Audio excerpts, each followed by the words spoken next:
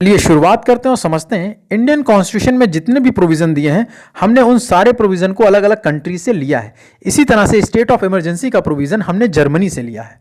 हमने सीखा है जर्मनी से कि कैसे कैसे इमरजेंसी लगाते हैं। तो इंडियन कॉन्स्टिट्यूशन में हमारी जो गवर्नमेंट होती है वो क्वासी फेडरल होती है, जहां पर सेंट्रल गवर्नमेंट स्टेट गवर्नमेंट्स दोनों के पास अपने अपने राइट होते हैं। अपने अपने सब्जेक्ट पर दोनों लोग अलग अलग से कानून बनाते हैं। यूनियन लिस्ट पर सेंट्रल गवर्नमेंट और स्टेट लिस्ट पर स्टेट गवर्नमेंट। इसके बावजूद स्टेट ऑफ इमरजेंसी की कंडीशन में सेंट्रल गवर्नमेंट के पास ज्यादा पावर होती है। तो वीडियो लाइक करिए और शुरुआत करते हैं हम लोग समझने की कि टाइप्स ऑफ इमरजेंसी कितने तरह की कब कब होती हैं। तो 3 तरह की इमरजेंसीज होती हैं। पहली होती है हमारी नेशनल इमरजेंसी, दूसरी state and third financial emergency. अब हम लोग समझते हैं कि नेशनल इमरजेंसी जो लगती है वो किन किन कंडीशनों पर लगती है। नेशनल इमरजेंसी जो टोटल डिक्लेयर होती है वो इंडियन कॉन्स्टिट्यूशन के आर्टिकल 352 में कंडीशन दी गई है कि कब होगी। जब कभी भी देश में या देश के किसी भी यूनिटरी पर या देश के किसी भी स्टेट में वॉर की कंडीशन, आर्म रेबेलियन की कंडीशन या एक्सटर्नल एग्रेशन की कंडीशन क्रिएट होती है तो प्रेसिडेंट के पास से पावर होता है कि वो अपने पार्लियामेंट से अप्रूवल कराकर डिस्कशन करके नेशनल इमरजेंसी डिक्लेयर कर दे। वार की कंडीशन में या कोई देश में घुसपैठिए घुस आए हो बंदूक के साथ या बाहर से कोई भी आक्रमण अगर हो जाए तो। अभी तक ऐसा 3 बार हुआ है, 1962 में इंडो चाइना वार के वक्त, 1971 में इंडो पाकिस्तान वार के वक्त और 1975 में इंटरनल डिस्टर्बेंस की वजह से इंदिरा गांधी ने इसे डिक्लेयर किया था। तो इंडियन कॉन्स्टिट्यूशन के आर्टिकल 352 में यह कंडीशन दी गई है कि प्रेसिडेंट चाहे तो अपने पार्लियामेंट के कैबिनेट मेंबर्स के साथ 2/3 मेजॉरिटी के साथ जब वो चाहे तो इसे अप्रूव कर सकता है with in 1 month national emergency को। और ये maximum can be impose for the extension till 6 month, 6 महीने तक इसको लंबा घसीटा जा सकता है।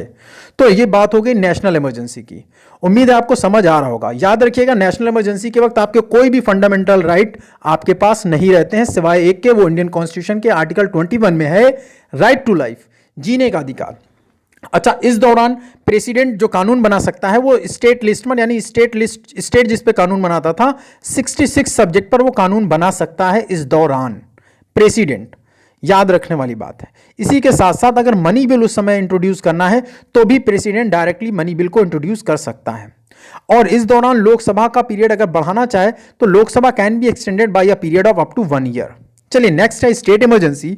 जब कभी भी प्रेसिडेंट को यह इंफॉर्मेशन मिलती है स्टेट के गवर्नर के द्वारा या किसी भी अदर रिसोर्स से कि उस स्टेट में कॉन्स्टिट्यूशन को फॉलो नहीं किया जा रहा है, तो इस कंडीशन में प्रेसिडेंट चाहे तो उस रिस्पेक्टिव स्टेट में स्टेट इमरजेंसी डिक्लेयर कर सकता है।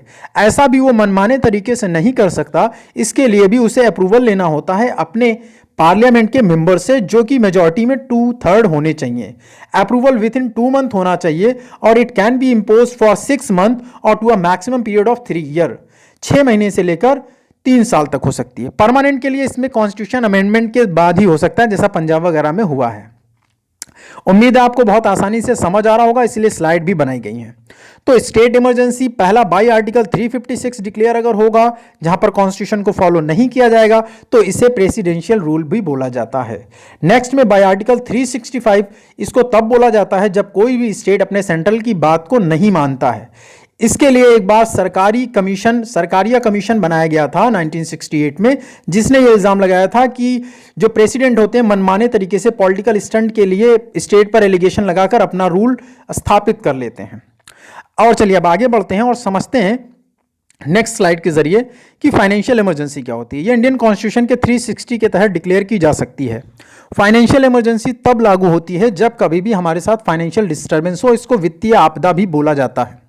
याद रखने वाली बात यह है कि अभी तक हमारे देश में इस तरीके की इमरजेंसी कभी भी डिक्लेयर नहीं हुई। जब कभी भी मॉनेटरी एस्टेब्लिशमेंट बहुत अच्छे तरीके से नहीं होता है, डिस्टर्बेंस होता है, पैसे की वैल्यू गिरने लगती है देश में, लोगों का पैसे से, मनी से, जो भी स्टैंडर्ड मनी है उससे विश्वास हटने लगता है, तो फाइनेंशियल इमरजेंसी होती है। इसका approval with in 2 month parliament के साथ होना चाहिए। इन सारी इमरजेंसी को याद रखिएगा कि डिक्लेयर कौन कर सकता है? प्रेसिडेंट ही कर सकता है। क्योंकि इस दौरान फाइनेंशियल इमरजेंसी है, इसलिए प्रेसिडेंट के पास ये पावर होता है कि वो जितने भी गवर्नमेंट ऑफिसर्स हैं, इंक्लूडिंग जजेस, सुप्रीम कोर्ट के जजेस या हाई कोर्ट के, सभी की सैलरी को रोक सकता है।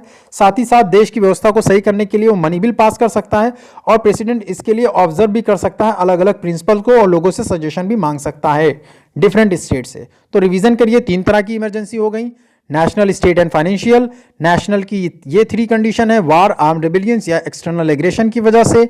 स्टेट इमरजेंसी में अगर कोई स्टेट हमारे कॉन्स्टिट्यूशन को नहीं फॉलो करता है तो स्टेट इमरजेंसी डिक्लेयर होती है। और लास्ट में फाइनेंशियल इमरजेंसी, जब पैसे की वैल्यू गिरने लगे या पैसे की बहुत ज़्यादा तंगी आ जाए देश में। तो इस तरीके की अभी भी कोई भी कंडीशन ऐसी देश में नहीं आई है, दुआ करता हूँ आए भी ना। तो उम्मीद है आपको लेक्चर समझ आया होगा। Please like and share. Thank you.